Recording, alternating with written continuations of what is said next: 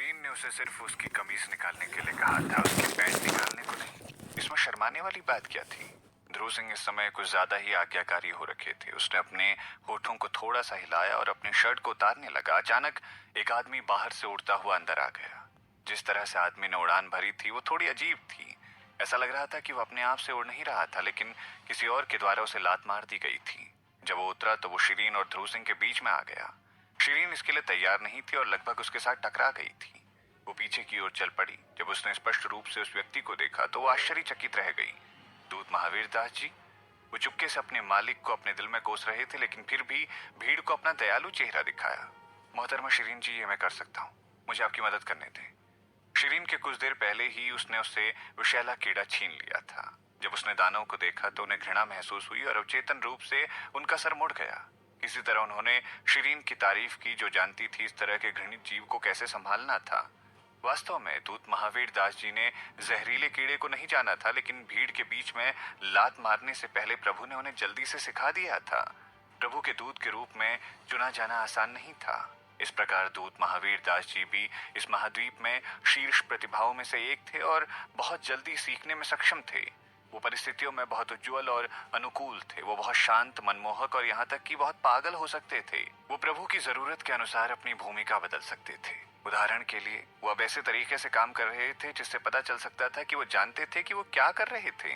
वो अपने दाहिने हाथ में विषैला कीड़ा पकड़े हुए थे और उन्होंने ध्रुव सिंह के शर्ट उतारने के लिए अपने बाएं हाथ का उपयोग किया। जैसे कि वो गंभीर और भयंकर लग रहे थे, ध्रुव सिंह डर गए थे और वो अवचेतन रूप से अपने हाथों से अपनी छाती को ढक रहे थे। दूत महावीर दास जी बेताब थे। उन्होंने ध्रुव सिंह को खींच लिया और कहा, तुम किससे डर रहे हो? हम दोनों आदमी हैं और मैं तुम्हें नहीं मारूंगा। कृपया ठीक से बैठो, मैं आपके शरीर से कृमि को पकड़ लूंगा। ध्रुव सिंह ने उसके सामने खूनी लाल कीड़ा देखा। वो बहुत घबराया हुआ था क्योंकि कीड़े उसके सबसे बड़े डर में से एक थे। उनकी आध्यात्मिक शक्ति 6 स्तर की थी। आमतौर पर वो अपने हाथों से एक बाघ को आसानी से मार सकते थे, लेकिन अब वो दूत महावीर दास जी के सामने एक कमजोर मुर्गे की तरह थे।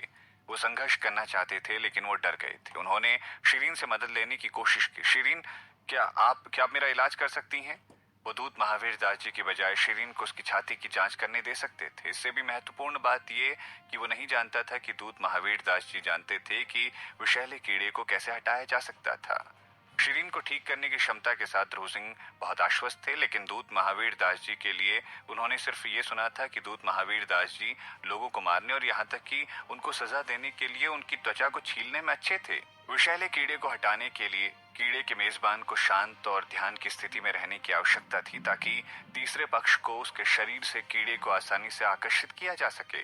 जाहिर है ध्रुव सिंह की मौजूदा स्थिति कीड़े को हटाने के लिए उपयुक्त नहीं थी। शिरीन आगे बढ़ी और कहा, ये मुझे करने दो। हालांकि दूत महावीर दास जी ने उन्हें ऐसा करने का मौका नहीं दिया, वरना वो भगवान जी द्वारा मार दिए जाते। उन्होंने ध्रुव सिंह पर अपना गुस्सा छिपाने की कोशिश की और उनसे धीरे से बोला, अच्छा लड़के, डरो मत, मैं तुम्हारी मदद करने की कोशिश कर रहा हूँ। तुम्हें मारना नहीं चाहता हूँ।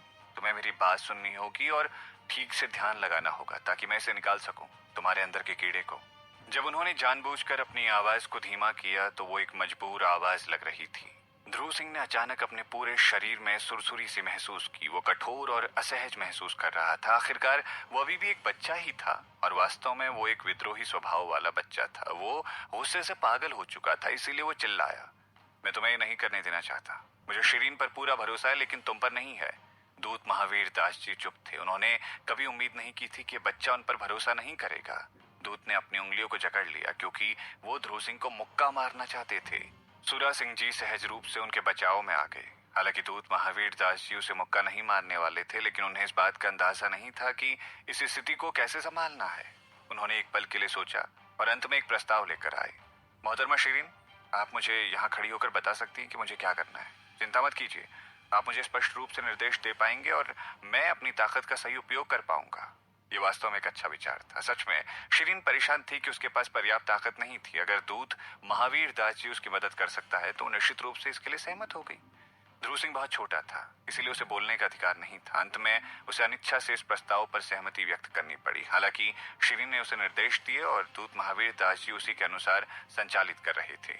उपचार के दौरान दूत महावीर दास जी थोड़े चिंतित थे क्योंकि शिरीन ने जो कदम निर्देश दिए थे वो प्रभु ने उन्हें जो सिखाया था उससे अलग थे। जाहिर है उसने इसे प्रभु से नहीं सीखा था, तो उसने वास्तव में किससे सीखा था? वैसे भी हालांकि कदम अलग अलग थे, सौभाग्य से परिणाम और प्रभाव समान थे। आधे घंटे के बाद ध्रुव सिंह के शरीर में से विषैला कीड़ा सफलतापूर्वक हटा दिया गया। जब कीड़ा बाहर निकाला गया तो दोनों कीड़ों का रंग तुरंत फीका पड़ गया, जबकि ध्रुव सिंह का चेहरा चमकीला और अधिक ऊर्जावान हो गया था। अंत में दोनों कीड़े स्वचालित रूप से राख में बिखर गए और ध्रुव सिंह सामान्य स्थिति में लौट आए थे। वो उत्साहित थे। शिरीन, मैं ठीक कर दिया गया हूँ। दूत महावीर दास जी ने इस बारे में खुशी महसूस नहीं की। वो व्यक्ति थे जिन्होंने ध्रुव सिंह को बचाने में योगदान दिया था, लेकिन इस बच्चे ने उनकी तरफ देखा तक नहीं और उसके साथ ऐसा व्यवहार किया जैसे वो एक राहगीर हो। शिरीन ने ध्रुव सिंह को देखा और जाना कि वो ठीक हो गया था। वो उसके लिए खुश थी, लेकिन फिर भी उसे याद दिलाने की कोशिश की। बधाई, दूत महावीर दास जी वो व्यक्ति है जिन्होंने आपको बचाया है। ध्रुव सिंह तुरंत झुके और दूत महावीर दास जी को धन्यवाद दिया। धन्यवाद, धन्यवाद। फिर उसने शिरीन को देखा और कहा, शिरीन, आप वास्तव में काफी निपुण हैं। अगर मैं आपसे कभी नहीं मिला होता तो मैं कभी नहीं उबर पाता इस बीमारी से। धन्यवाद। और फिर उसने झुककर फर्श पर घुटने टेक दिए। उसका चेहरा चमकदार लग रहा था। सभी ने राहत महसूस की। जब उन्होंने शिरीन को देखा तो उन्होंने सम्मान दिखाया और अब तिरस्कार की नजरों से वो उसे नहीं देखते थे।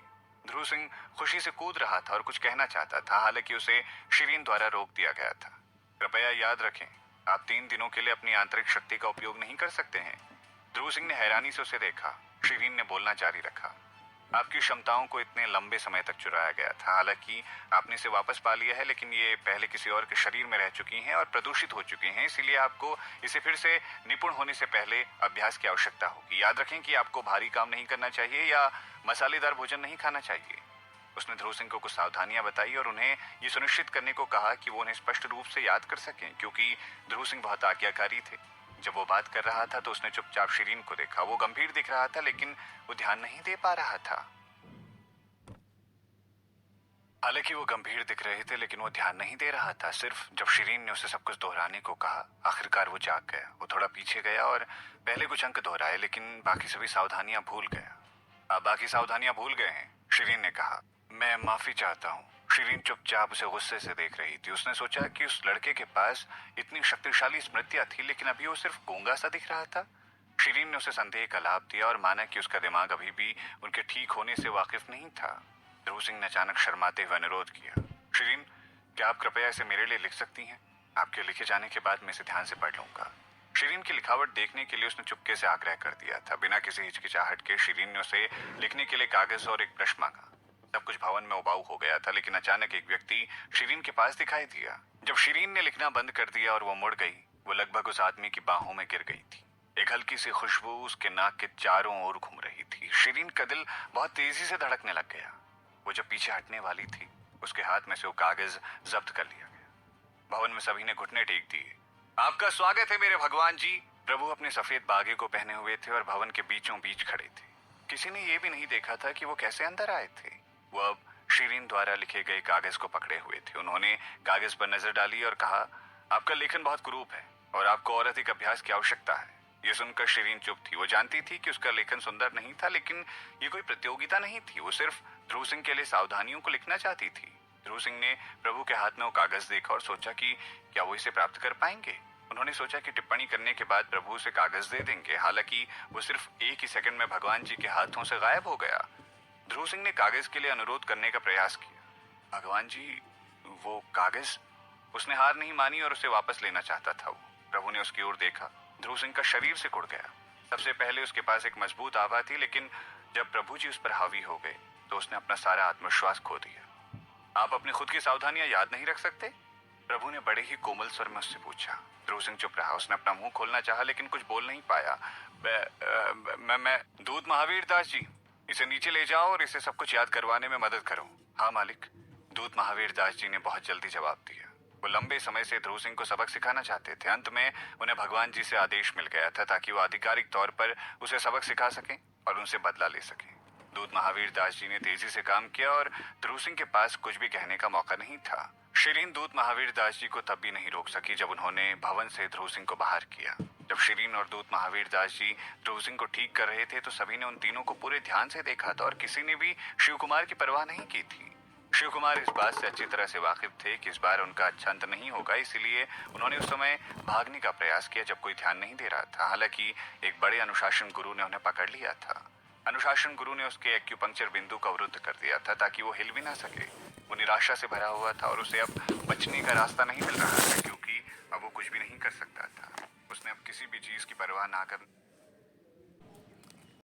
करने का फैसला किया। वो अपनी गलती मानने के बजाय मारा जाना पसंद करेगा। जब तक उसकी आत्मा अमर रहेगी, वो अभी भी संभावित रूप से पुनर्जन्म ले सकता था और 20 साल बाद फिर से हीरो बन सकता था। एक बार जब उसने सोचा था तो वो शांत और आराम महसूस करने लग पड़ा। हालांकि जब प्रभु प्रकट हो गए तो वो फिर से घबरा गया। वो जानता था कि जब तक प्रभु यहाँ थे, उसके सभी रहस्य खोदे जा सकते हैं। दरअसल भगवान जी ने ध्रुव सिंह के मामले को निपटाया। इसके बाद उन्होंने शिव कुमार को निर्देशन से देखा। शिव कुमार का चेहरा पीला पड़ गया। मुझसे कुछ मत पूछना, मैं कुछ नहीं बताऊंगा। प्रभु जी सोच में डूब गए। वो हैरान थे। मैंने आपको कुछ बताने के लिए तो कहा ही नहीं। सवाल पूछना मुश्किल था। प्रभु ने एक आसान रास्ता अपनाने का इरादा किया, इसीलिए उन्होंने अपना हाथ उठाया और उसमें रंगीन रोशनी थी जो उनकी उंगलियों से निकल रही थी। शिव कुमार अचानक चिल्लाया, तुम मेरे दिमाग को नहीं पढ़ सकते, मैं विस्फोट कर दूंगा। क्या? प्रभु ने अपनी पलकें उठाई और उसकी ओर देखा। मैं विस्फोट करूंगा जैसा कि शिक्षक जी ने किया था? नहीं, वास्तव में मेरा विस्फोट और भी गंभीर होगा। मैं पूरी जगह को जलाकर खाक कर दूंगा। सुरा सिंह जी उस वक्त शिक्षक जी की मौत के गवाह बन चुके थे, लेकिन बाकी लोग हैरान थे। सुरा सिंह जी चिल्लाए, आप जानते हैं कि उसने विस्फोट कैसे किया? शिव कुमार ने अपना सर उठाया। बेशक, लेकिन हम सच नहीं बता सकते और उस व्यक्ति के बारे में बात नहीं कर सकते हैं। हमारे दिमागों को पढ़ना बिल्कुल भी मत। एक बार हमारा दिमाग पढ़ने के बाद हम विस्फोट कर जाएंगे और हमारी आत्माएं भंग हो जाएंगी। वो व्यक्ति, वो कौन है? सुरा सिंह जी ने पूछा। शिव कुमार ने अपना सर हिलाया। मैं नहीं बता सकता, मैं सचमुच में नहीं बता सकता। उसने प्रभु से विनती की, मेरे प्रभु, मुझे पता है कि मैंने गलती की। आप मुझे दुनिया को खुश करने के लिए मार सकते हैं, हालांकि क्या आप मुझे फिर से पुनर्जन्म का मौका दे सकते हैं? कृपया मुझसे कोई सवाल ना करें और कृपया मेरे मन को ना पढ़ें। आप इससे कुछ नहीं पा सकेंगे, आप सिर्फ मेरी आत्मा को छिन्न भिन्न कर देंगे। फिर उसने सुरा सिंह जी की ओर देखा और कहा, प्रधानाचार्य सुरा सिंह जी, आप तो मुझे बहुत पसंद करते थे, कृपया मेरी मदद करें। सुरा सिंह जी चुप रहे। वो सोच में डूब गए, लेकिन वो नरम दिल थे। उन्होंने प्रभु को देखा और बोले, मेरे भगवान जी, आप क्या सोचते हैं? प्रभु ने धीरे से आदेश दिया, भवन से सभी को खारिज कर दो। सुरा सिंह जी चुप रहे। वो अनुमान लगा सकते थे कि प्रभु क्या कहना चाह रहे हैं। उन्होंने एक पल के लिए विराम दिया और तुरंत सभी गैर जरूरी लोगों को भवन से बाहर कर दिया। सुरा सिंह जी छोड़ना नहीं चाहते थे और न ही 4 बड़े अनुशासन गुरु। वो प्रभु के साथ मिलकर वहीं रहना चाहते थे। आपको भी बाहर निकलने की जरूरत है। प्रभु उनकी ओर देखते रहे और जानते थे कि वो क्या करना चाह रहे हैं। मेरे भगवान जी, शायद हम मदद कर सकते हैं। सुरा सिंह जी ने बहस करने की कोशिश की। तुम ही मेरे लिए मुसीबत बन जाओगे, बाहर निकलो। प्रभु के पास बहुत मजबूत आभा थी। इस तरह सुरा सिंह जी और बाकी सभी ने अब बहस करने की हिम्मत नहीं की। वो सिर्फ बाहर जा सकते थे और ये सुनिश्चित करने की व्यवस्था कर सकते थे कि हर कोई काफी तेजी से पीछे हट जाए। किसी को नहीं पता था कि विस्फोट कितना शक्तिशाली होगा, इसीलिए जितना संभव हो सके पीछे हटना बेहतर होगा। प्रभु वहां खड़े थे और उन्होंने उस पर दृष्टि डाली। तो मर नहीं सकते। फिर उन्होंने शिव कुमार के शरीर को बार बार गौर से देखा और मुस्कुराए। वास्तव में मुझे आपके रहस्य में नहीं, बल्कि आपके विस्फोट की प्रक्रिया में काफी दिलचस्पी है। आपके जैसे मामले को देखना दुर्लभ है, इसीलिए मैं इसे आजमाना चाहूंगा। शिव कुमार चुप था। वो पसीने से भीग गया था क्योंकि उसने प्रभु को देखा जब अपनी आस्तीन ऊपर उठा रहे थे। इसी तरह उसने महसूस किया कि प्रभु पहले से थोड़ा अलग लग रहे थे। हालांकि वह पूरी तरह से मौत के डर में था और बहुत ज्यादा नहीं सोच रहा था। वो पीछे हटते हुए उसने प्रभु से विनती की, मैं विस्फोट नहीं करवाना चाहता। मैं यहाँ हूँ, इसीलिए आपको चिंतित होने की जरूरत नहीं है। आप विस्फोट नहीं कर सकते। मैंने आप पर की गई वर्तनी को हटाने के लिए कुछ तरीकों के बारे में सोचा। घबराइए मत, पहले मुझे इसे आजमाने की कोशिश करने दें। प्रभु ने आगे बढ़ने की कोशिश की। शिव कुमार लगभग रो पड़ा था। मेरी जान, और वो भी जोखिम में। प्रभु की पलकें थोड़ी झुकी हुई थी और उनकी आंखें तेज हो गई। आपने अपने आप को ज्यादा ही आंक लिया है। ये उस मामले का अध्ययन करने वाला उनका पहला अवसर भी था, इसीलिए वो इस बात की गारंटी नहीं दे सकते थे कि विस्फोट हो जाएगा या नहीं। हालांकि वो अभी भी अपनी रक्षा करने में सक्षम थे। अगर विस्फोट हुआ तो सबसे खराब स्थिति भवन का विनाश होगा। जब भगवान जी ने अपना आपा खो दिया तो शिव कुमार ने आगे बोलने की हिम्मत नहीं की। जब प्रभु निकट चले गए तो उसने अचानक प्रभु के पीछे कुछ देखा। प्रभु को भी कुछ होश आया। वो इस प्रकार घूम गए। उन्होंने देखा और उन्हें झटका सा लग गया। शिरीन उनसे पीछे ज्यादा दूर नहीं खड़ी थी। जाहिर है उसने यहाँ बस अभी अभी टेलीपोर्ट किया था, हालांकि वो पहले ही वहां उतर चुकी थी। तुम वापस क्यों आई हो? प्रभु को नहीं पता था कि उन्हें कैसा महसूस हो रहा था, लेकिन उनके दिल की धड़कन तेज हो रही थी। क्या वो उनके ऊपर आने वाली कठिनाइयों को दूर करने के लिए लौटी थी? शिरीन ने थोड़ी राहत की सांस ली। सौभाग्य से भगवान जी अभी शुरू नहीं हुए थे। भगवान जी, मेरे पास विस्फोट करने की आवश्यकता के बिना उसे सब कुछ स्वीकार करवाने का एक तरीका हो सकता है। शिरीन चिंतित थी कि प्रभु से बाहर निकाल देंगे, इसीलिए उसने तुरंत अपना उद्देश्य समझाया। हम क्या कर सकते हैं? प्रभु ने वापस कदम रखा ताकि वो उसके साथ कंधे से कंधा मिलाकर खड़ी हो सके और चुपके से एक छोटी सी जादूगर बाधा खड़ी कर सके। शिव कुमार अब एक विस्फोट उपकरण की तरह थे जो कभी भी फट सकते थे। प्रभु को नहीं पता था कि वो कितना खतरनाक था और कब विस्फोट होगा।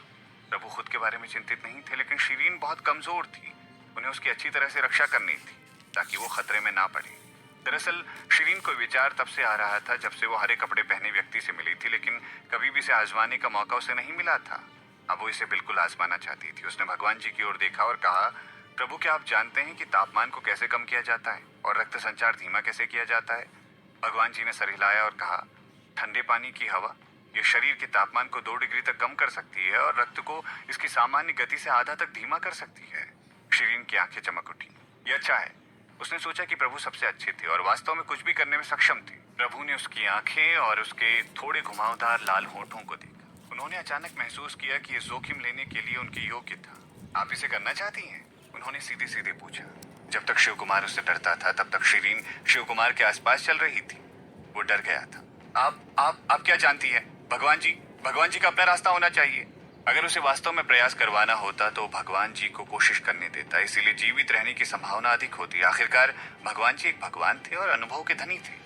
कोई नहीं जानता था कि उनकी क्षमता कितनी अधिक थी, लेकिन उनके पास उसे ठीक करने का एक बेहतर तरीका होना चाहिए। हालांकि ये छोटी लड़की सिर्फ एक किशोर थी, लेकिन उसके विचार कितने अच्छे हो सकते थे।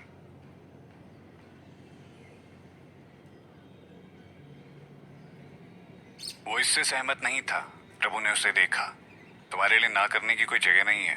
उन्होंने शिव कुमार की आवाज के एक्यू पॉइंट को ब्लॉक करने के लिए अपने हाथ लहराए ताकि वो अब बात न कर सके।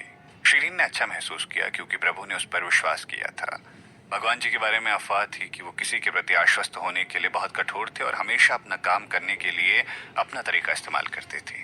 अब तक उन्होंने अपना मन बना रखा था कि कोई भी उन्हें बाधित नहीं कर सकता था, लेकिन अब उसकी बात सुनने को तैयार थी। उसने हल्की सी सांस ली और अपने विचार को साझा किया। ये एक प्रकार का मनोवैज्ञानिक मंत्र है, जैसे कि व्यक्ति ने विस्फोट के विचार से प्रेरित किया है। अगर वो ये सच कहता है और उसे कुछ इसी तरह के मामलों को देखने की अनुमति देता है तो ये उसे वास्तव में विश्वास दिलाएगा कि उस पर मंत्र फेंका गया है। ये एक बहुत ही मजबूत मनोवैज्ञानिक संकेत है जो उसके मन में गहरा छिपा हुआ है। इसीलिए यदि उसे सच्चाई बताने के लिए मजबूर किया जाता है तो वो सोचेगा कि वो विस्फोट होने जा रहा है। उस स्थिति में उसकी मांसपेशी तनावग्रस्त हो जाएगी क्योंकि उसे तनाव की एक गांठ महसूस होगी और उसका रक्त संचार बढ़ जाएगा। दिल बहुत तेजी से धड़कने लगेगा और शरीर का पारा बढ़ जाएगा। एक बार जब एक निश्चित बिंदु पर पहुंच जाता है तो जादू शुरू हो जाता है और वो फट जाता है। हालांकि अगर हम उसके तापमान को कम कर सकते हैं और उसके रक्त परीक्षण को धीमा कर सकते हैं तो जादुई बिंदु तक वो वहां नहीं पहुंच पाएगा और वो विस्फोट नहीं कर पाएगा। प्रभु चुपचाप उसके विश्लेषण को सुन रही थी। शिरीन अवचेतन रूप से कुछ आधुनिक शब्दावली भी इस्तेमाल कर रही थी, लेकिन उन्हें वो आसानी से समझ आ गई थी। इसके अलावा उसका सिद्धांत बहुत ही प्रेरक था, हालांकि वो वास्तव में कुछ पेशेवर शब्दों को नहीं समझ पाए थे। शिरीन ने एक ही बार में अपनी बात पूरी कर ली। उसने प्रभु को देखा और कहा, भगवान जी, आप मेरे विचार के बारे में क्या सोचते हैं? प्रभु ने अपना हाथ उठाया और अपने सर पर हाथ फेरते हुए कहा, अच्छा है, हम आप ही के विचार को आजमाएंगे। शिरीन चुप रही। ये पहली बार था जब प्रभु ने उसके साथ इस तरह से अंदरूनी कार्यों में उसका साथ दिया था। उनकी उंगलियों की आसपास की सुगंध ने उसके दिल को हिलाकर रख दिया था और उसे किसी की याद आ गई जो कुछ ऐसा ही करता था। यहाँ तक कि खुशबू भी इसी तरह की गंध थी जो उसके दिमाग में महल मालिक का चेहरा बना देती थी। हालांकि उसने तुरंत अपनी सोच को रोक दिया। वो सोच रही थी कि वो इस व्यक्ति के बारे में क्यों सोच रही थी। उसने अपना सर हिला दिया और इसके बारे में सोचना बंद कर दिया। ये सभी बकवास के बारे में सोचने का समय नहीं था। भगवान जी, क्या अब हम शुरू कर सकते हैं? हाँ जी, बिल्कुल। प्रभु ने बहुत तेजी से निर्णय लिया। शिरीन उत्साहित थी, लेकिन शिव कुमार का चेहरा पीला पड़ गया था। हे प्रभु, क्या आप कुछ और बिंदु जोड़ना चाहते हैं? मुझे डर है कि यदि ये सफल नहीं हुआ तो। शिव कुमार ने जल्दी से अपने दृश्य के बारे में बात की जब उसकी आवाज का एक्यू पॉइंट्स खोल दिया गया। ये सफल नहीं हुआ है तो भी ठीक है, प्रभु ने धीरे से उत्तर दिया। सबसे बुरा यही हो सकता है कि आप मर जाएंगे, लेकिन हम नहीं मरेंगे। शिव कुमार हैरान था। वो जवाब नहीं देना चाहता था। हालांकि ये विचार शिरीन से आया था, मगर भगवान जी वो व्यक्ति थे जिन्होंने काम को अंजाम दिया था। प्रभु ने उससे पूछा, तुम सबसे पहले यहाँ से बाहर जा सकती हो। शिरीन ने अपने होठों को थोड़ा सा दबा लिया और उनके पास खड़ी हो गई। भगवान जी, मुझे लगता है कि ये बेहतर होगा मैं यहाँ ही रहूं। प्रभु ने उसकी ओर देखा और मुस्कुराते हुए कहा, तुम मेरे साथ रहना चाहती हो? शिरीन ने उन्हें देखा और कहा, भगवान जी, अगर मैं उसके आसन्न विस्फोट को 5 सेकंड पहले देख लेती हूँ तो क्या आप मेरी रक्षा कर सकते हैं? 5 सेकंड मतलब? प्रभु को उसकी बातें समझ नहीं आई। शिरीन ने 1 से 5 तक की गिनती की और उन्हें बताया कि ये 5 सेकंड होते हैं। प्रभु ने सर हिलाया। 2 सेकंड पर्याप्त होंगे। जब तक उनके पास 2 सेकंड होंगे वो उसकी रक्षा कर सकेंगे। शिरीन खुश थी और मुस्कुराई। अगर ऐसा है तो मुझे अब कोई चिंता नहीं है भगवान जी, मैं इसे भूल सकती हूँ अगर वो समय से 5 सेकंड पहले विस्फोट कर रहा होगा। अच्छा? प्रभु ने सर हिलाया। मेरे बगल में खड़ी हो जाओ और इधर उधर मत दौड़ना। अच्छा जी। शिरीन आज्ञाकारी रूप से उनके पास खड़ी हो गई और उनके बीच की दूरी आधे फुट से भी कम की थी।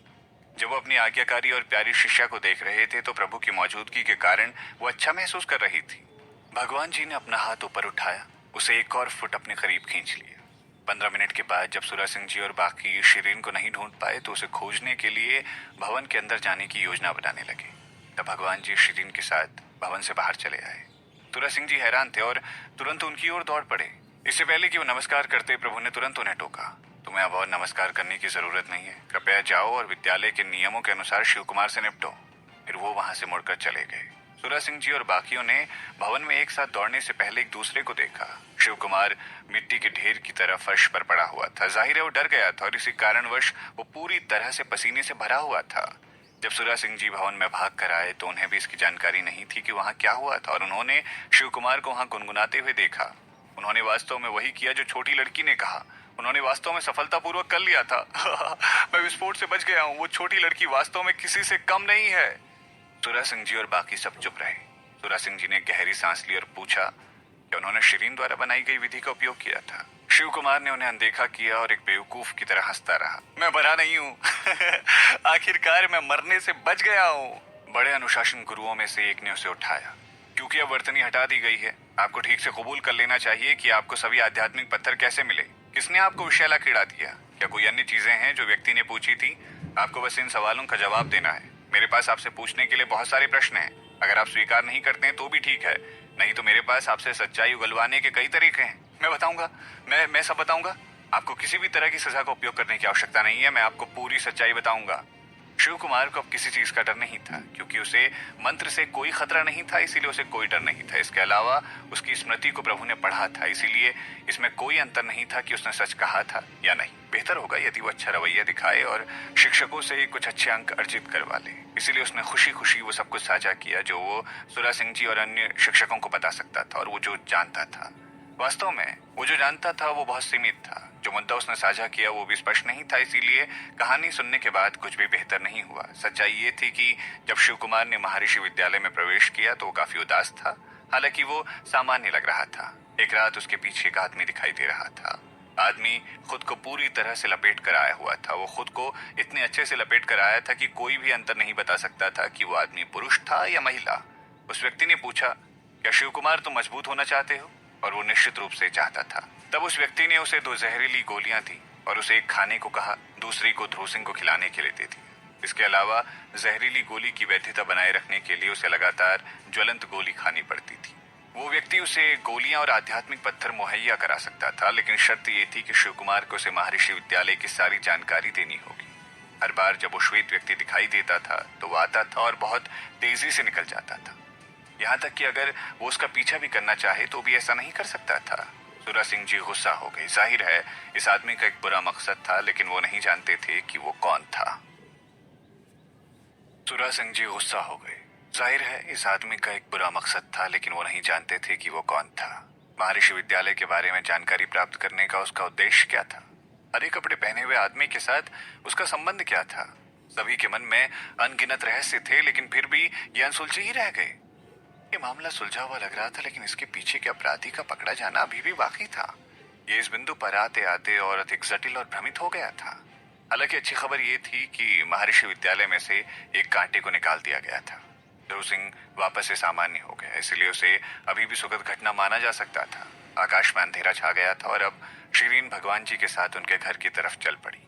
शिरीन पूरे दिन के कामों के कारण थकी हुई थी और उसे कुछ नींद भी आ रही थी। हालांकि वो अभी भी शिव कुमार की स्मृति को पढ़ने के बाद के परिणामों के बारे में भगवान जी से कुछ पूछना चाहती थी, लेकिन भगवान जी स्पष्ट रूप से इसके बारे में बात ही नहीं करना चाहते थे।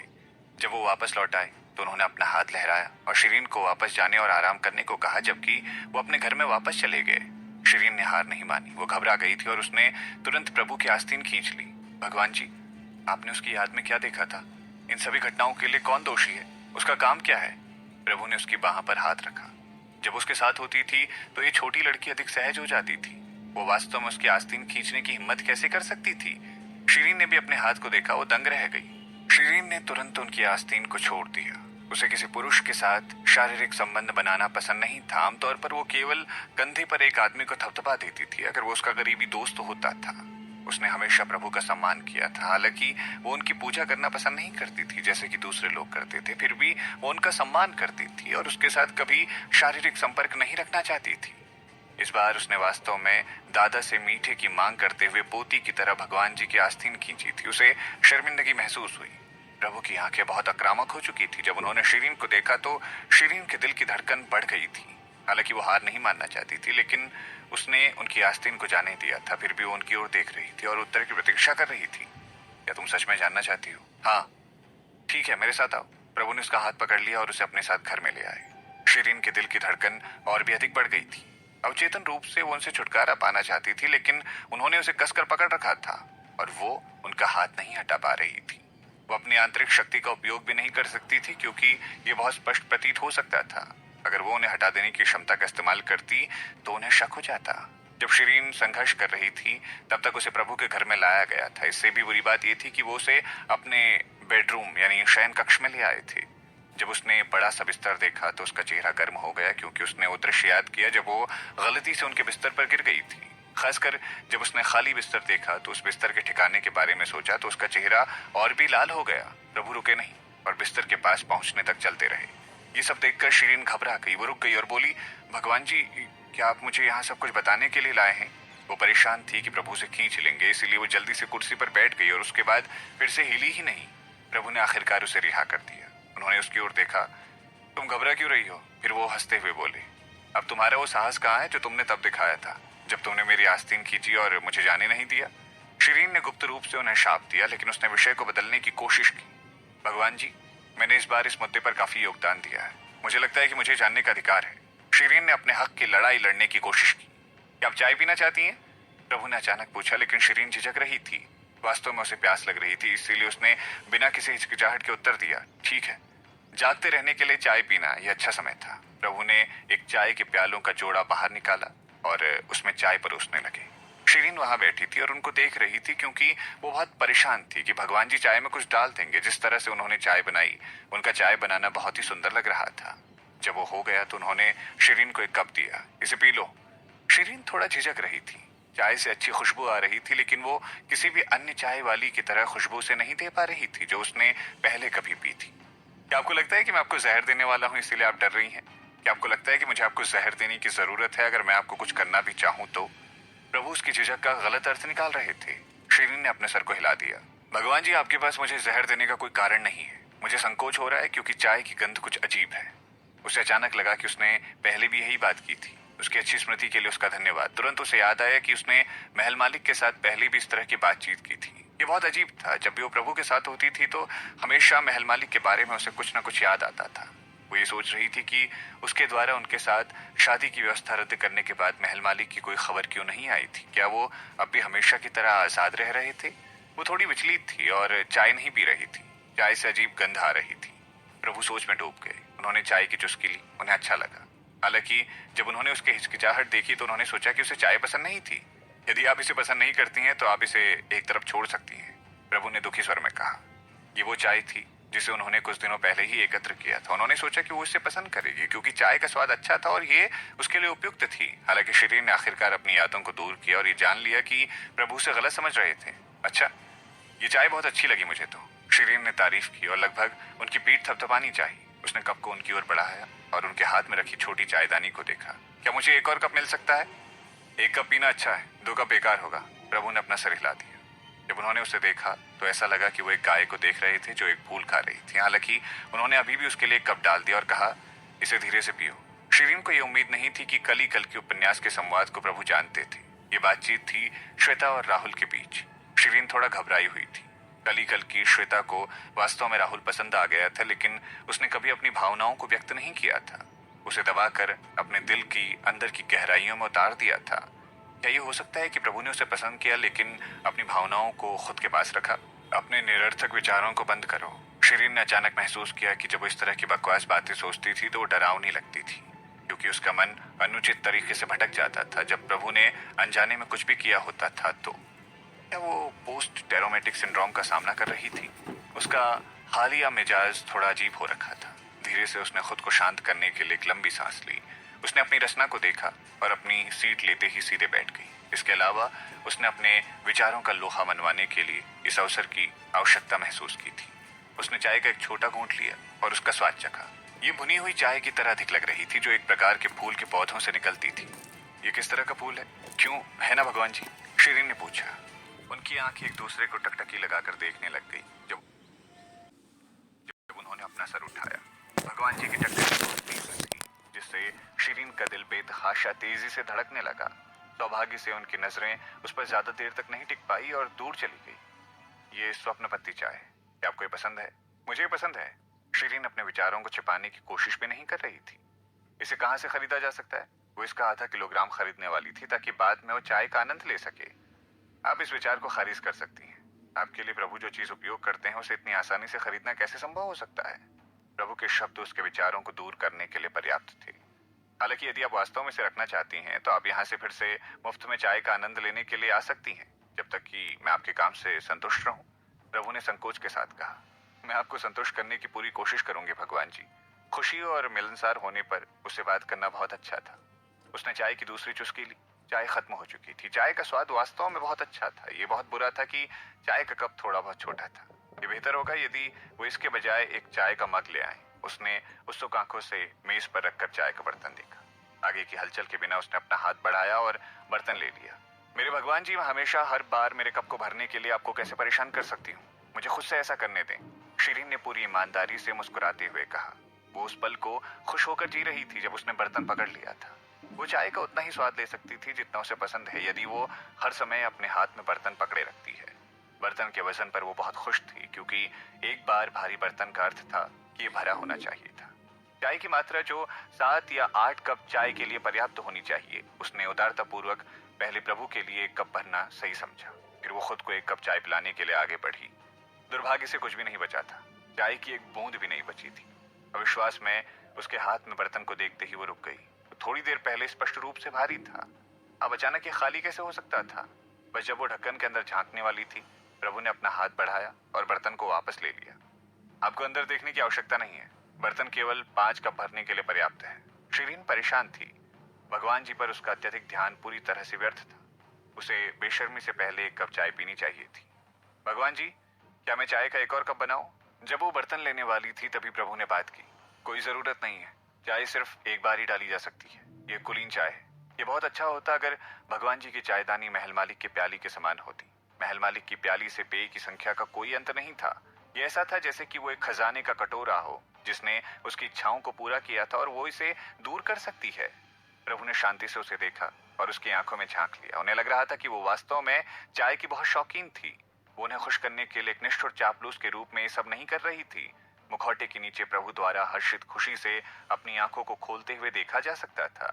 शिरीन मदद नहीं कर सकती थी, लेकिन चायदानी को फिर से देखने लग गई। ये बहुत नाजुक थी, एक घंटी के आकार में थी। क्या आपको ये बर्तन पसंद है? प्रभु ने पूछा, क्योंकि शिरीन ने उस चायदानी पर अपनी निगाहें टिका रखी थी। ये बर्तन शानदार दिख रहा है और चाय का स्वाद अच्छा लगा मुझे। बहुत बुरा। बहुत बुरा क्या है?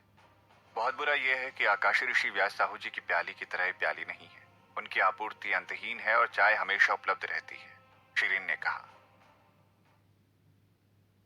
उसकी बातें अजीब सी लग रही थी, लेकिन ये वास्तव में काफी प्रभावशाली थे। वो शायद उसका सहज ज्ञान था। वो समझ सकती थी कि भगवान जी वास्तव में आकाशी ऋषि व्यास साहू जी का एक भेष था, लेकिन वो अपने संदेह की पुष्टि करने में असमर्थ थी। इसीलिए वो केवल उनकी पंक्तियों में से सुराग ढूंढने की कोशिश कर सकती थी। हालांकि प्रभु हमेशा एक मुखौटा पहने रखते थे। वो उनकी अभिव्यक्ति नहीं देख सकती थी, इसीलिए उनकी शारीरिक भाषा ही वो चीज थी जिसे वो देख सकती थी। उनकी शारीरिक भाषा से प्रभु के बारे में कुछ भी संदेहजनक नहीं लग रहा था, क्योंकि उन्होंने सिर्फ समझौते में सर हिलाया था। वो वास्तव में काफी असाधारण है। यदि आप उसे पसंद करती हैं तो आप उनसे इसे पूछने की कोशिश कर सकती हैं। मैं संभवतः उनसे नहीं मिलूंगी, शिरीन ने खांसते हुए जवाब दिया।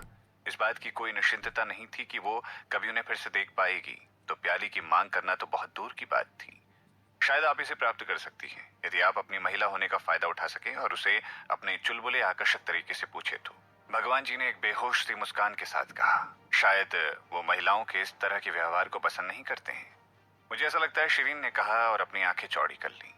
कभी कभी आपको बस कोशिश करने की जरूरत होती है। यदि आप कोशिश नहीं करेंगे तो आपको कैसे पता चलेगा? प्रभु उसे बढ़ावा दे रहे थे। आपको कैसे पता है कि उन्हें क्या पसंद है? शिरीन ने पूछा। क्योंकि ऐसा कुछ नहीं है जो मुझे नहीं पता है, भगवान जी ने कहा। लेकिन बात को इधर उधर घुमाने की जगह शिरीन ने सीधा पूछा, क्या आप खासतौर से आकाशी ऋषि व्यास साहू जी से परिचित हैं? या आप हर दूसरे स्वर्ग के उपहास शिष्यों के साथ भी समान रूप से परिचित हैं? ऐसा लगता है जैसे आप मुझसे कुछ जानने की कोशिश कर रही हैं। आप क्या जानना चाहती हैं? प्रभु ने मेज को धीरे से टैप किया। जब उन्होंने शिरीन को देखा तो उन्होंने गहराई से उसके इशारे पढ़ने की कोशिश की। मैं जानना चाहूंगी कि क्या बड़े मौर्य संत जी के भवन में ये बर्फ में बंद सुंदरता जीवित है? शिरीन ने आखिरकार उस सवाल को पूछ ही लिया जो वो कुछ समय से सोच रही थी उनसे पूछने का। ये सुनते ही वहां सन्नाटा छा गया। भगवान जी की आंखों में जो गुस्सा था वो धीरे धीरे शांत हो गया। उन्होंने दूसरा कोई शब्द नहीं बोला। शिरीन वास्तव में वो सवाल पूछने से थोड़ा घबरा रही थी। कुछ क्षण बाद भगवान जी अंत में मुस्कुराए, लेकिन उनकी हंसी सवाल के कारण हटती हुई दिख रही थी। हम महल मालिक के प्रति आपके चुलबुले व्यवहार के विषय पर चर्चा कर रहे थे, क्यों, है ना? शिरीन के वो सवाल पूछने पर कांप गए थे। मैं उनसे कुछ भी मांगने के लिए योग्य नहीं हूँ। क्या मैं योग्य हूँ? क्या तुम उनके मंगेतर नहीं हो? शिरीन ने अपनी सांस रोक रखी थी। ऐसा लग रहा था कि प्रभु बहुत अच्छी तरह से अवगत थे, लेकिन उनके बारे में उन्हें पूरी तरह से जानकारी नहीं थी। हम पहले ही अपनी सगाई तोड़ चुके हैं। मेरा उनसे कोई लेना देना नहीं है। कोई पछतावा? शिरीन झिझकी। वो पछतावे से भरी हुई नहीं थी। उस दिन परिस्थितियों में वो स्पष्ट रूप से उनके साथ सगाई तोड़ने की इच्छा रखने वाली व्यक्ति थी। उन्होंने जो कुछ भी किया था वो उसे खुद को से दूर करने के लिए किया था। उसने अपना सर हल्के से हिलाया। मुझे कोई पछतावा नहीं है। क्या तुम दोनों अभी भी दोस्त हो? भगवान जी के ज्यादातर सवाल भड़काऊ होते जा रहे थे। क्या वो दोस्त थे? काफी हद तक। शिरीन बिल्कुल पक्का नहीं कह सकती थी। आकाशी ऋषि व्यास साहू जी ने उसे पकड़ लिया था। वो मुश्किल से उसे समझ पाती थी। हालांकि उन्होंने उसे कई बार परेशान किया था, लेकिन ऐसा केवल उसके भले के लिए किया था, इसीलिए वो अभी भी दोस्त हो सकते थे। शिरीन ने सर हिलाया। हमें दोस्त होने पर विचार करना चाहिए? मतलब? प्रभु ने अपने शब्दों को दोहराया। उनकी आवाज थोड़ी चंचल हो गई थी। क्या आप वास्तव में इसे स्वीकार करने के लिए अनिच्छुक हैं? मैं अनिच्छुक नहीं हूँ। ये सिर्फ इतना है कि मैं वास्तव में उन्हें समझ नहीं पाती हूँ। शिरीन ने कहकर एक कड़वी सी मुस्कान दी। प्रभु हंसे और कहा, तो आप उसे समझने की कोशिश कर रही हैं? ये सिर्फ एक सरल व्याख्या थी, लेकिन ये प्रभु द्वारा दोहराए जाने के बाद थोड़ी अस्पष्ट लग रही थी। उसके माथे पर पसीना आ गया था। शिरीन को नहीं पता था कि इस विषय को कैसे और किस तरह से दूर किया जा सकता है, और अब इस विषय ने एक विचित्र मोड़ ले लिया था। वो पिछले विषय पर वापस जाने के लिए दृढ़ थी। उसने खांसते हुए कहा, मेरे भगवान जी, मुझे याद है कि हम पहले आकाशी ऋषि व्यास साहू जी की प्याली पर चर्चा कर रहे थे। हाँ, प्याली। वैसे सच में उनकी प्याली बहुत अच्छी लग रही है। आपके लिए इसे प्राप्त करना आसान है। मैं आपसे इजाजत ले सकता हूँ और आपसे उनकी शादी करवा सकता हूँ। फिर मैं उसे वो प्याली को सगाई का उपहार बनाने के लिए कह सकता हूँ, अगर आप चाहें तो। और अब शिरीन को नहीं पता था कि उसे क्या कहना चाहिए। शिरीन लगभग हंस हंस कर फटने वाली थी। बिना किसी हिचकिचाहट के उसने भगवान जी के प्रस्ताव को ठुकरा दिया। आपका बहुत बहुत शुक्रिया भगवान जी, लेकिन मैं अपने जीवन को सिर्फ एक प्याली के लिए नहीं बांधना चाहती हूँ।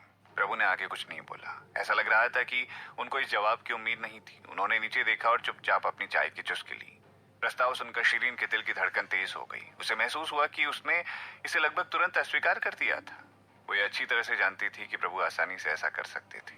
भले ही आकाशी ऋषि व्यास साहू जी अब उनकी शादी को मंजूरी नहीं देंगे, लेकिन कोई रास्ता नहीं था कि वो प्रभु के प्रस्ताव का स्वीकार कर सकती है, यदि प्रभु ने अपनी मर्जी चलाई हो तो।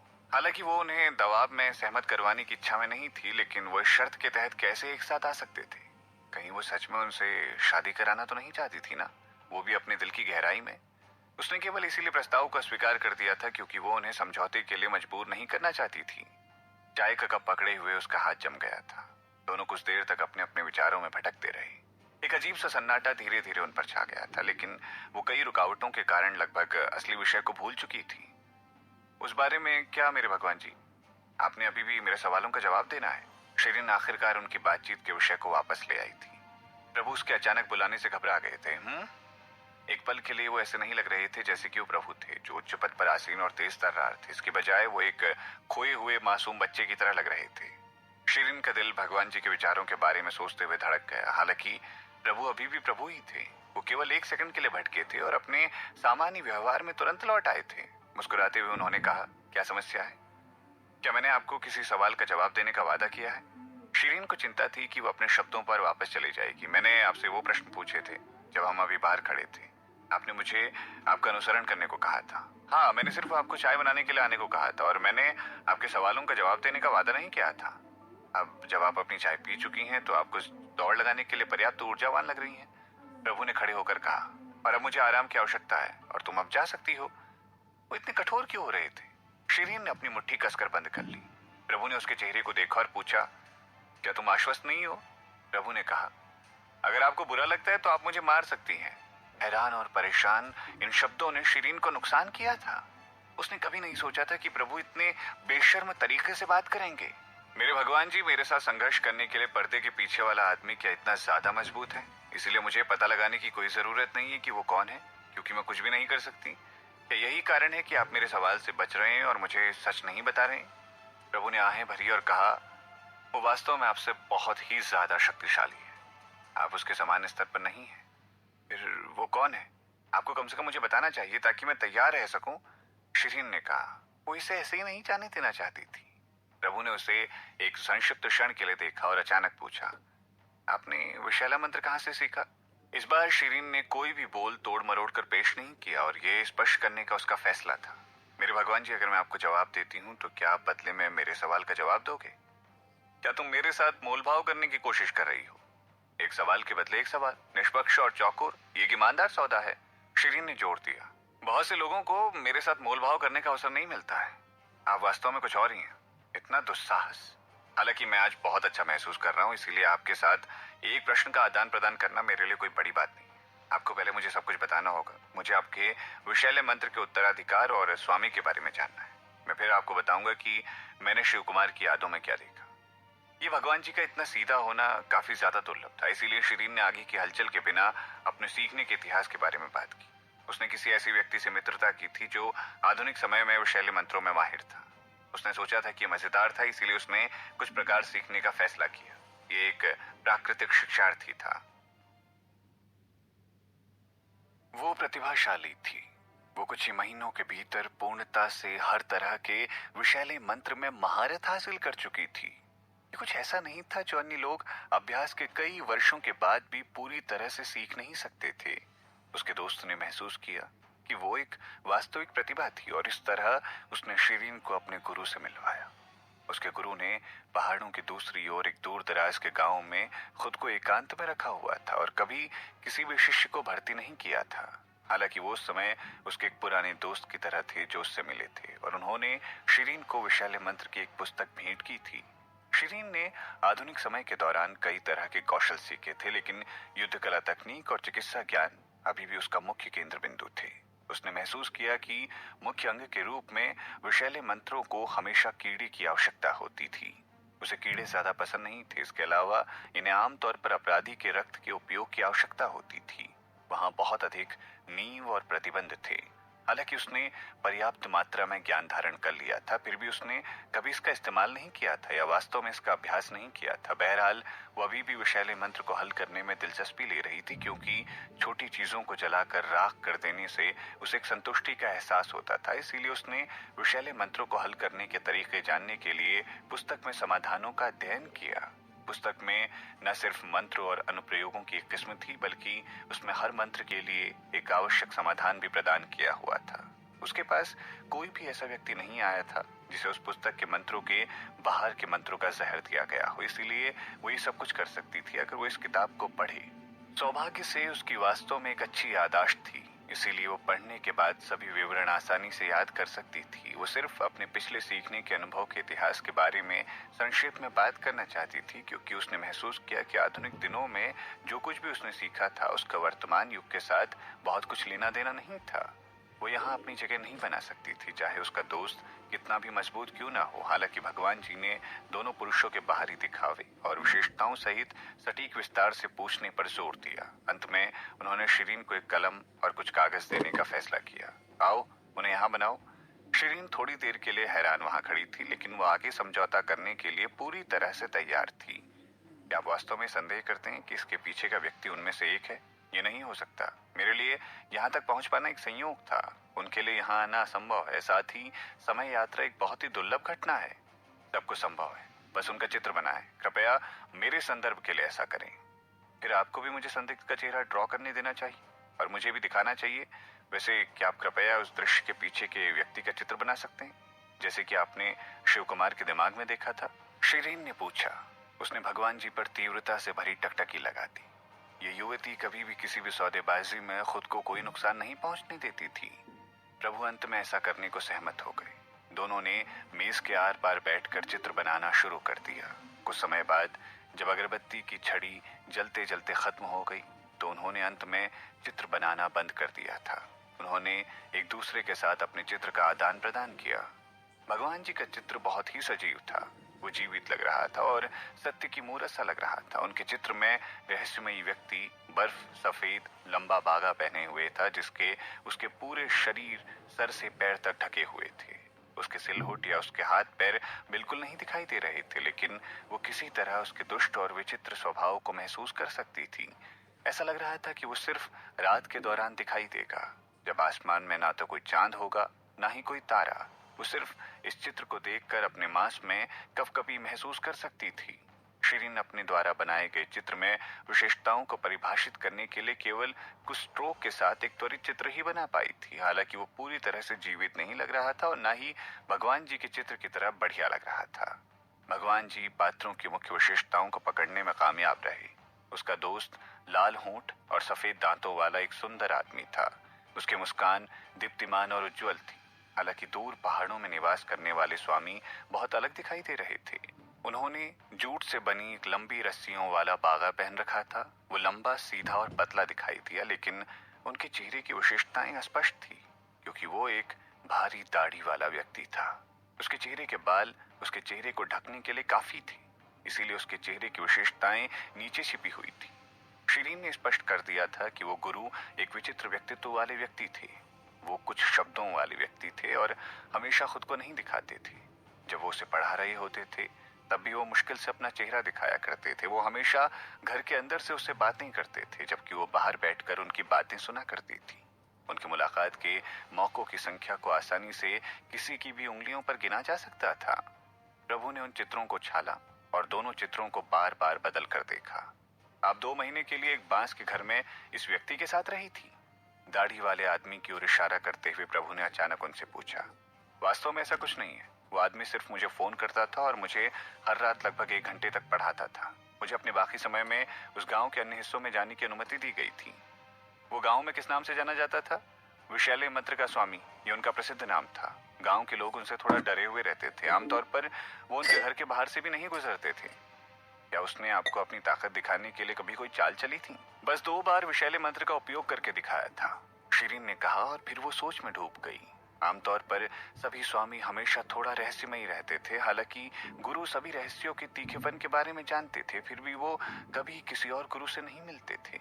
गांव के कुछ ही लोग थे जिन्होंने पहले उनका चेहरा देखा था। अगर शिरीन उनके बांस के घर में नियमित रूप से 1 घंटे के लिए नहीं जाती तो वो उन्हें बिल्कुल नहीं देख पाती। तुम ये कहना चाह रही हो कि तुमने सच में उसकी चाल कभी नहीं देखी थी? शिरीन ने अपना सर हिला दिया। नहीं, मैंने नहीं देखी थी। ये गांव तब तक तो काफी शांत था जब तक मैं वहां पढ़ने जाती थी। अधिकांश वक्त केवल चिकन या भेड़ के लापता होने के कुछ मामले सामने आते थे, लेकिन जीवों को हमेशा की तरह ढूंढ लिया जाता था। उनके पास अपने कौशल का उपयोग करने के लिए बहुत सारे अवसर नहीं थे। प्रभु शिरीन को देखने लगे। उन्होंने उसे थोड़ा चिढ़ाया। वो आदमी इतना रहस्यमयी हो रखा था, खासकर तुम्हारे साथ। मुझे लगता है कि तुम पहले से ही उसके बांस के घर के अंदर के हालात जान चुकी हो। क्या तुम उसके घर में कभी नहीं झांकी हो उसके बारे में और पता करने के लिए? शिरीन को पता नहीं था कि इस वक्त क्या जवाब दिया जाए, लेकिन फिर भी उसने कहा, मैं उनसे कौशल सीखने गई थी। उन्हें पहले से ही मेरे शिक्षक के रूप में माना जा सकता था। मैंने अपने शिक्षक को सम्मानित किया और उनके शिक्षण का सम्मान किया, इसीलिए मैं उनके घर में जासूसी क्यों करूंगी? प्रभु ने कुछ नहीं कहा। उन्होंने केवल उसकी ओर देखा।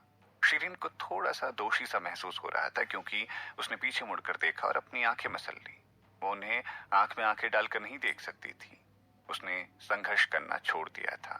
शिरीन ने अपना हाथ उठाया और कहा, ठीक है, मैं स्वीकार करती हूँ, मैंने उनके घर में देखा था, लेकिन उसमें बहुत कुछ नहीं था। वो केवल थोड़ा अप्रचलित सा घर था। उनके घर की चीजें साधारण से ज्यादा कुछ नहीं थी। कुछ जार वहां पड़े थे, विश की संस्कृति के साथ। वो किस तरह के जार थे? भगवान जी ने पूछा। शिरीन ने लगभग असहाय महसूस किया। भगवान जी, क्या आप वास्तव में उन पर संदेह कर रहे हैं? अब और उस समय के बीच का समय कई राजवंशों से भरा पड़ा है। यहाँ आने के लिए उनके पास कोई रास्ता नहीं है। प्रभु पहले से ही कुछ कागजों और एक कलम को उसके पास धकेल चुके थे। उस जार का भी चित्र बनाओ।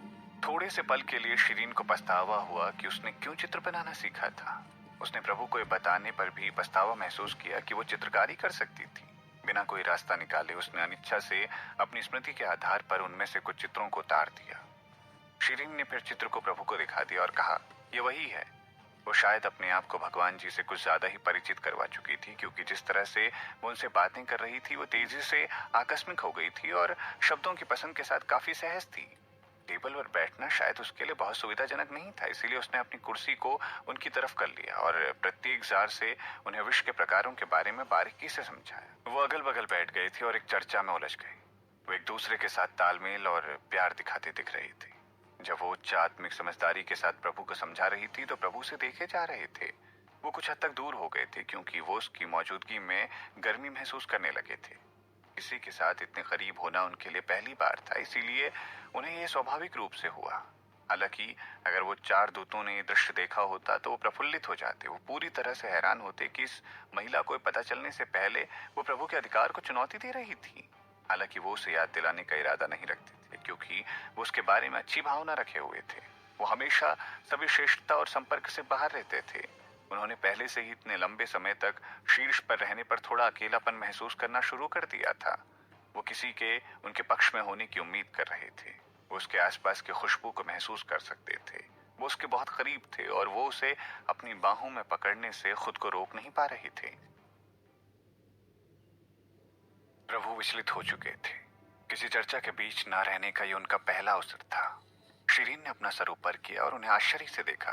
भगवान जी, भगवान जी, क्या मैं सही कह रही हूँ? प्रभु ने अपनी रचना को दोबारा हासिल कर लिया, लेकिन उन्हें नहीं पता था कि उसने क्या कहा था, क्योंकि वो उसकी बातें सुन ही नहीं रहे थे। कुछ देर पहले वो विश्व की क्षमता के बारे में धारणाएं बना रही थी। उसके बिंदु अधिकतर मान्य ही थे। वो उनके बारे में सही थी। प्रभु नहीं चाहते थे कि उसे बिल्कुल भी पता चले कि वो विचलित थे, इसलिए उन्होंने उसकी ओर देखकर सर हिलाया। ये बिल्कुल भी बुरा नहीं है। शिरीन ने उनकी आंखों में देखा। तो आप भी सहमत थे कि वो रहस्यमयी व्यक्ति नहीं है? क्यों, मैं ठीक कह रही हूँ ना? जैसे मैंने कहा, भले ही वो विषैले मंत्रों के विशेषज्ञ हों, लेकिन उनके पास कोई रास्ता नहीं है जिससे वो यहाँ आ सके। वो दाढ़ी वाले गुरु को अपना शिक्षक मानती थी, साथ ही उन्होंने उसके साथ काफी अच्छा व्यवहार किया था, इसीलिए वो नहीं चाहती थी कि कोई भी उन पर शक करे। प्रभु ने कोई टिप्पणी नहीं की और अपने हाव भाव बनाए रखे। शिरीन ने उस रहस्यमयी व्यक्ति के चित्र का अध्ययन करना शुरू कर दिया जिसे भगवान जी ने बनाया था। प्रभु का चित्र बहुत भड़कीले रंग वाला था, लेकिन व्यक्ति का छलावा बहुत उत्कृष्ट था। शिरीन अभी भी थोड़ी देर के लिए चित्र का अध्ययन करने के बाद उसके विवरण की व्याख्या करने का प्रबंधन नहीं कर सकी थी, और वो लंबी लंबी हताशा भरी आहें भरने के अलावा कुछ नहीं कर सकती थी। मैं कैसे जान सकती हूँ कि ये कौन है? काश एक 3D स्कैनिंग डिवाइस यहाँ होता। डिवाइस सीधे किसी की हड्डियों को भी स्कैन कर सकता था। दुनिया में ऐसा कोई तरीका नहीं था कि वो छलावरण करके अपनी हड्डी की संरचना को बदल सके। उसने कई लोगों को महर्षि विद्यालय में छिपा कर रखा था। पता नहीं वो महर्षि विद्यालय से क्या चाहता है। ये एक पूर्ण उत्तर के बिना वाला प्रश्न था, लेकिन प्रभु ने उसके सवाल का जवाब नहीं दिया और उसे अपना निर्णय जारी रखने की अनुमति दी। काफी समय हो चुका था। वो उसके करीब महसूस करने लगे थे। उनके देखे बिना आकाश पहले से ही भोर में था। दरवाजे पर अचानक उस दस्तक हुई। ये दूत महावीर दास जी थे। भगवान जी, तुरा सिंह जी ने आपसे मिलने का अनुरोध किया है। चुपचाप भगवान जी सोच में डूब गए, क्योंकि वो बहुत ही ज्यादा दुखी थे, क्योंकि वो एक मधुर क्षण में थे। शिरीन ने आखिरकार अपनी जांच से खुद को बाहर निकाल लिया। उसने बाहर देखा और महसूस किया कि बाहर आकाश में पहले से ही उजाला हो चुका है। उसके आश्चर्य के लिए उसने घर में इतना समय अकेले प्रभु के साथ बात करते हुए बिताया था। इस तथ्य पर विश्वास करना उसके लिए अविश्वसनीय था कि उन्होंने ऐसा उत्साहपूर्ण समय एक साथ बिताया था। अगर सुरा सिंह जी ने प्रभु को देखने का अनुरोध किया था तो कुछ ऐसा होना चाहिए था जो वो रिपोर्ट करना चाहते थे। शायद ये रहस्यमय व्यक्ति के बारे में था। वो सोच रही थी कि क्या वो उनके साथ चल सकती थी और उन्हें सुन सकती थी। उसकी हिचकिचाहट के बीच प्रभु ने कहा, तुम अब वापस जा सकती हो। मेरे बिस्तर के पर्दों को ठीक करना याद रखना। शिरीन ने अचानक उस घटना के बारे में सोचा और क्षण भर के लिए परेशान हो गई। प्रभु को नींद नहीं आ रही थी, इसके बजाय उन्होंने उसे भी पूरी रात जगा कर रखा था और उससे पूरे समय बात करते रहे। क्या ये इसीलिए था कि वो बिस्तर के पर्दों के बिना सो नहीं सकते थे? उसने उन्हें संक्षिप्त में उत्तर दिया और तब प्रभु ने अचानक कहा, चली जाओ अब, सजा के 10 चक्कर भी मत भूलना। वो थोड़ा सा हिचकिचाई। शिरीन ने उन्हें उम्मीद से देखा क्योंकि प्रभु पूरे समय उसके प्रति इतना अच्छा स्वभाव रख रहे थे। वो शायद इस मामले को हल करने के लिए उसे इनाम के रूप में उसकी सजा को खारिज कर देने वाले थे। हालांकि उन्होंने बोलना जारी रखा, एक दौर कम नहीं। जैसा कि उम्मीद थी, भगवान के लिए इतना अच्छा स्वभाव बनाए रखना असंभव था। उसने बड़ी मुश्किल से जवाब दिया और दरवाजा खोलने के लिए मुड़ गई। जब वो दरवाजे से बाहर जा रही थी तो वो दूत महावीर दास जी के सामने आई। सुबह सुबह भगवान जी के कमरे से बाहर निकलते हुए उसे देखकर वो उत्सुकता से भर गए थे, लेकिन उन्होंने अपनी उत्सुक चिंताओं को दबाकर शांति से उसका अभिवादन किया। दूत महावीर दास जी शिरीन को पीछे से देख रहे थे और उसे जाता हुआ देख रहे थे, क्योंकि वो उस जगह को छोड़कर जा रही थी। वो इनायत से चल रही थी। उसके पैरों के साथ कुछ भी अजीब नहीं था। वो हैरान थे। अगर वो दोनों कल रात की घटना के बारे में एक दूसरे के साथ कुछ बात कर रहे थे। आप उसके बारे में क्या सोचते हैं? महान, वो सुंदर, सुशील और सक्षम है, दूत महावीर दास जी ने उत्तर दिया, वो भी बिना सोचे समझे। उन्होंने अचानक भगवान जी की उपस्थिति का एहसास किया और उन्होंने प्रभु की ओर देखा जो उनके बगल में खड़े थे। तो उन्होंने जल्दी से झुककर सलाम किया। भगवान जी, क्या आप उसे पसंद करते हैं? लापरवाही से भगवान ने पूछा। दूत महावीर दास जी ने कहा, नहीं, मैं उसके जैसा नहीं हूँ। उस महिला को कैसे पसंद कर सकते थे जिसकी भगवान जी ने इतनी परवाह की है? प्रभु ने अपनी पलकें उठाई। उनकी आवाज दुखी लग रही थी। तुम उसके समान नहीं हो। क्या वो पर्याप्त अच्छी नहीं है? दूत महावीर दास जी हैरान थे। वो काफी अच्छी है, बहुत अच्छी है, वास्तव में मैंने इतनी अच्छी लड़की पहले कभी नहीं देखी है। दूत महावीर दास जी के दिल की धड़कन तेज हो चुकी थी जब उन्होंने जवाब दिया। प्रभु अब संतुष्ट थे, लेकिन उन्होंने सवाल रखना जारी रखा। मुझे सच बताओ, क्या तुम उसे पसंद करते हो? दूत महावीर दास जी को पता नहीं था कि उन्हें भगवान जी को क्या जवाब देना चाहिए था। अंत में उन्होंने एक सुरक्षित उत्तर के बारे में सोचा। नहीं, मुझे वो पसंद नहीं है, लेकिन मैं उनकी तारीफ और उनका सम्मान करता हूँ। वो भविष्य में भगवान जी की पत्नी बन सकती थी, जो उनकी महिला गुरु भी होंगे, इसलिए कहना गलत नहीं था कि वो उसका सम्मान करते थे। प्रभु एक क्षण के लिए हैरान हो गए। उन्होंने उसे पागल समझा। वो इतनी बूढ़ी है क्या? वो आपसे कितने साल छोटी है? आप उससे बहुत बड़े हैं ना, आप उसका सम्मान कैसे कर सकते हैं? दूत महावीर दास जी फिर से हैरान हो गए। अगर वो जानते होते कि वो प्रभु द्वारा चढ़ाए जाएंगे तो उन्होंने दूत पुष्पित दास को अंदर भेजकर प्रभु को रिपोर्ट करने के लिए कह देना था। उन्होंने सोचा कि क्या वो समय पर वापस जा सकेंगे।